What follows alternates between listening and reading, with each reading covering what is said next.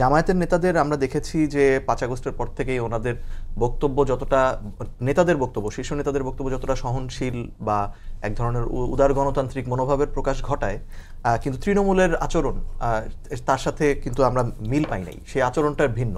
এবং সেক্ষেত্রে আমরা দেখেছি যে কিভাবে 5 আগস্টের পর থেকে বিএনপি এবং জামায়াতের মধ্যে প্রশাসনের নিয়ন্ত্রণ নেওয়া নিয়ে এক ধরনের প্রতিযোগিতা চলেছে।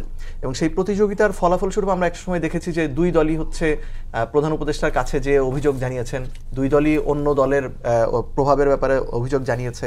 আমরা প্রশাসনের ডিসি পদ নিয়ে অনেকদিন রদবদল নিয়ে আলোচনা দেখেছি। জনপ্রশাসন সচিব কে হবেন, যিনি আসলে নির্বাচনে গুরুত্বপূর্ণ ভূমিকা পালন করবেন, এটা দীর্ঘদিন এই পোস্টটা অন্তত এক সপ্তাহের মতো হয়তো এটা ফাঁকা ছিল, কে আসবেন এই পদে, এটা নিয়ে এক ধরনের দেন দরবার বা কম্পিটিশন চলেছে।